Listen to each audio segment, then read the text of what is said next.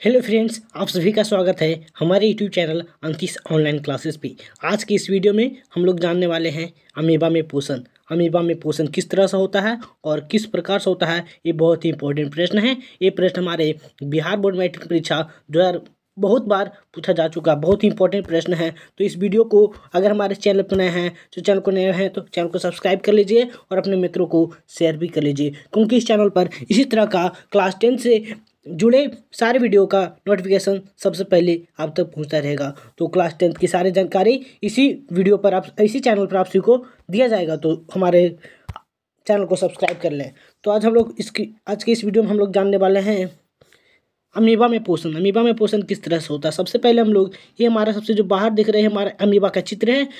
Amoeba का चित्र है और बीच में जो है हमारा केंद्रक है और एक खाने वाला पदार्थ है, यानी कि भोजन है। तो अमीबा में किस तरह से भोजन होता है वो सारे चीज़ के बारे में जानने वाले हैं। अमीबा जो होती है सबसे पहले भोजन को अपने पदार्थ की सहायता से घेर लेती है। पदार्थ का मतलब क्या होता है मेरे दोस्त? कुटपाद।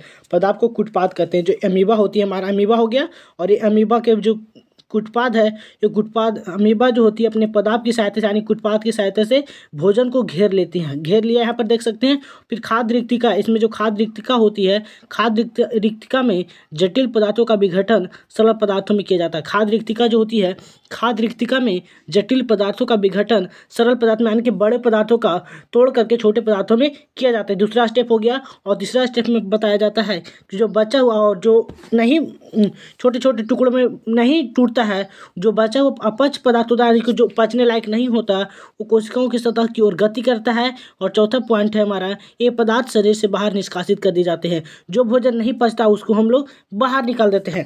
यहीं पर इस चित्र में ध्यान से देखिएगा। अमीबा में पोषण, सबसे पहले भोजन को अपने पदार्थ की सहायता से घेर लेगा, यानी कि कुटपाद की सहायता से घेरा जाएगा। दूसरा पॉइंट है खाद्य रिक्तिका। खाद्य रिक्तिका में जटिल पदार्थों का विघटन सरल पदार्थों में किया जाता है। ये हमारा खाद्य रिक्तिका हो गया और एक खाद्य कण हो गया। तो खाद्य रिक्तिका में क्या होता है? जटिल पदार्थों का छोटे छोटे सरल पदार्थों में विघटन किया जाता है। तीसरा पॉइंट है बचा हुआ जो अपच कोशिका के अपच होता है, अपच यानी कि जो बचा हुआ चीज़ होता है जो नहीं पच पाता उसको छोटी छोटी कोशिकाओं में तोड़ दिया जाता है और वो जो होती है वो कोशिकाओं की ओर गति करता है।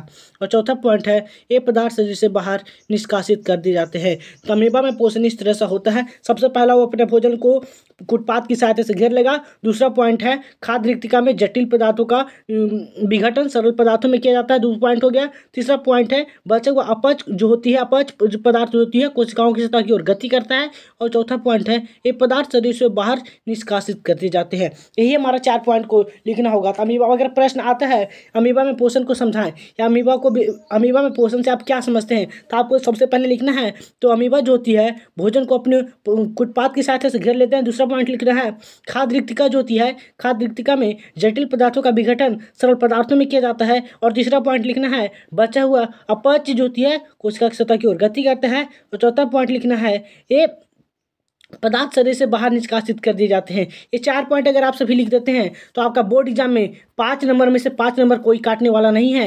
ये मेरा 100% की गारंटी है। तो ध्यान देखिएगा। इसी तरह से आप सभी लिख सकते हैं अमीबा में पोषण से आप क्या समझते हैं। सबसे पहला पॉइंट आप लोग लिखिएगा भोजन को अपने कुटपाद की सहायता से घेर लेते हैं। दूसरा पॉइंट लिखना है खाद्य रिक्तिका जो होती है, खाद्य रिक्तिका में जटिल पदार्थों का विघटन सरल पदार्थों में किया जाता है। तीसरा पॉइंट लिखना है बचे हुए अपच कोशिका की सतह की ओर गति करता है। चौथा पॉइंट है ये पदार्थ शरीर से बाहर निष्कासित कर दिए जाते हैं। अगर आप सभी इतना लिख देते हैं तो आपका 5 नंबर में से एक भी नंबर नहीं काटा जाएगा। अगर वीडियो पसंद आया होगा प्लीज़ वीडियो को लाइक कर लीजिएगा, चैनल को सब्सक्राइब कर लीजिएगा। फिर मिलेंगे अगले वीडियो में, तब तक के लिए जय हिंद, वंदे मातरम।